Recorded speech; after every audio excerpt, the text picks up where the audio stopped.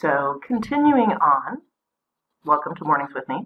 Continuing on things to read, how to read the physical items of books. So here you can kind of get an idea how I read books. I'm very, very tough on books. Talking about, so this is a hardcover, and I'll talk about this in a moment. I do own quite a few hardcovers. My hardcovers tend to be nonfiction books. Sometimes they don't come in paperback, or I can't get an audiobook version, so I get the hardcover or the ebook, because you'll see what I do with hardcover books. But even with hardcovers, probably not this one, but in particular, Gödel Escher Bach is one of my all-time favorite nonfiction books. I started reading, and I need to indicate, started reading that book when I was about 12 years old. I probably own 3 copies of it now.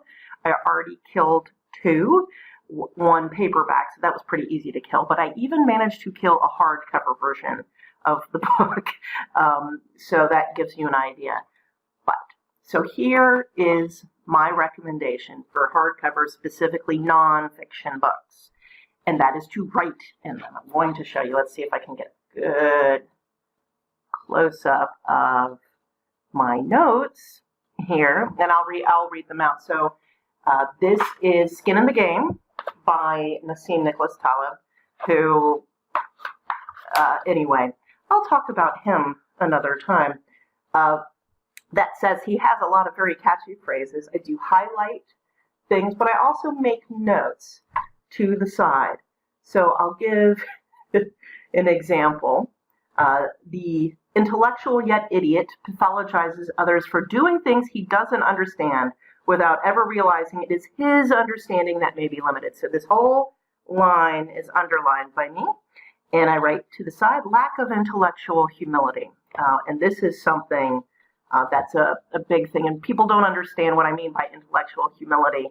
In general, it's not about you specifically as an individual, it's about you as a human being limited in knowledge, wisdom, etc., and being cognizant that you may be wrong about something you think is really, really true, and you may have all this evidence to back it up, and you can still be wrong.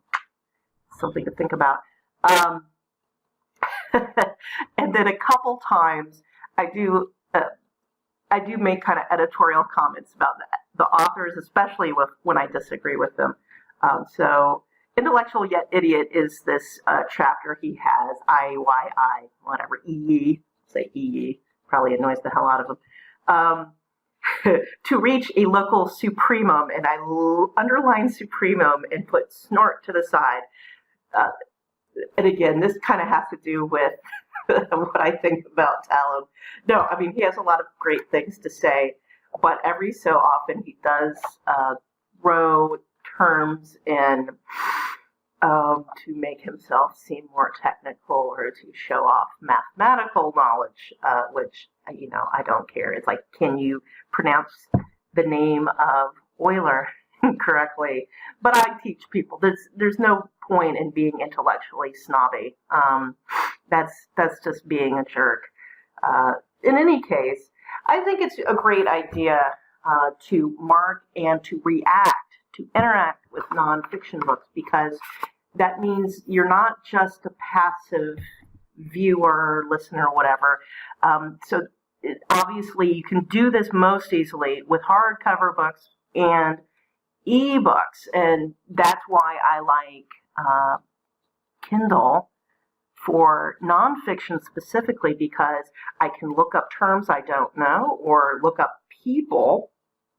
So, for example, I had recently read a book by G.K. Chesterton, and it was a rush job, but like a lot of Chesterton books, he refers to a lot of people who would have been very familiar to his primary audience, which would have been British people of his time, and this was during, I believe, World War I.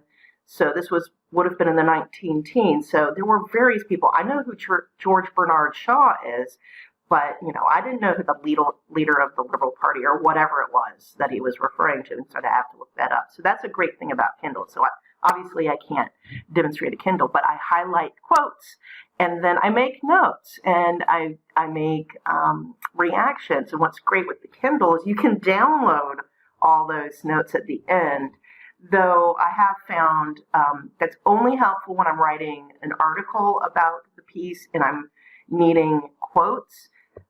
For really interacting with the book, it needs to be in context. So I can't just download all my notes on a book. I need to flip through and see where I made notes. Time removes the fragile and keeps the robust. Some of these are just really important ideas, and I highlighted them, and once you debunk something, it is now wrong. Good to remember. I star things, I underline things. So the other thing is balancing how many notes you take. The problem for me with G.K. Chesterton is I'll end up highlighting almost every line. That is not helpful. So he's got a lot of, I would say, idea density in his books. Chesterton, I'm a big fan. Anyway, so that's paperback, and that's reading hardcover. See ya.